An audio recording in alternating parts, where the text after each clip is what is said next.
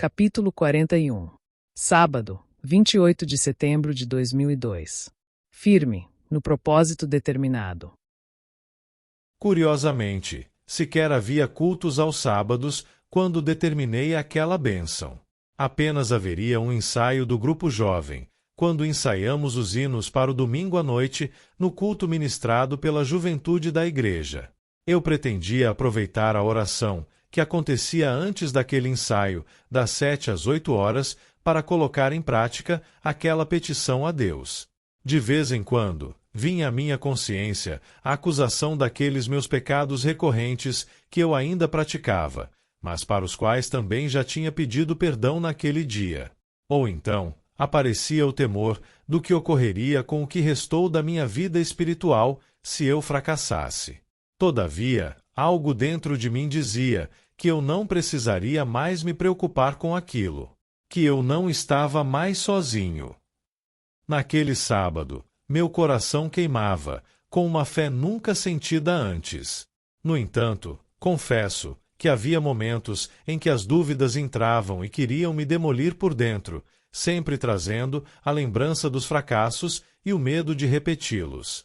Às vezes, parecia que eu iria ceder ao temor de ter uma nova decepção com Deus. Foi como se aquele medo, inconscientemente, quisesse me proteger de uma nova frustração, me fazendo desistir, me poupando assim de criar mais uma situação de bloqueio mental. Todavia, o Espírito Santo me segurou e me sustentou até a noite. Hoje, entendo que o que aconteceu naquele dia comigo foi que, quando determinei, foi como se eu já tivesse recebido o que havia determinado, pois aquilo era segundo a vontade de Deus. Quanto àquela bênção, propriamente dita, ela apenas ainda não havia se manifestado em minha vida, necessitando somente de uma atitude de fé para trazê-la à realidade. Fiquei o dia todo focado naquele propósito. Até hoje me impressiono como eu, após anos de dúvidas e incredulidade, consegui me manter estável na fé durante o dia inteiro.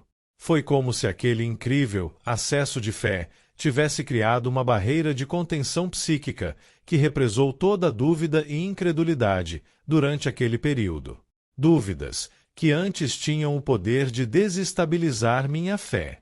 Por vezes, os sentimentos negativos represados ameaçavam vazar e inundar meu coração com aquelas paralisantes sensações de angústias, trazidas pelo medo de fracassar mais uma vez e acrescentar mais um trauma à minha coleção. Contudo, o Senhor estava me ajudando naquele dia. Então, eu conseguia me conter e manter a estabilidade, e prosseguir firme com aquele propósito. Afinal, eu só tinha um tiro, e não podia errar. Eu não sabia se teria outra oportunidade daquela, onde experimentava um poderoso acesso de fé, estável e prolongado. Surpreendentemente, eu estava determinado em ir até o fim. Sábado, à noite. Concentrado, eu procurava não dar atenção às dúvidas, que constantemente buscavam uma brecha. Porque foi assim que a incredulidade surgiu e se instalou no meu coração, com minha fé sendo roubada de mim, não mais conseguindo me desvencilhar das suas amarras.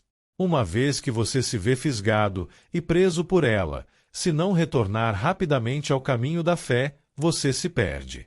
E é muito difícil se reencontrar novamente. Por essa razão, coloquei no meu coração não me distrair com nada naquele dia.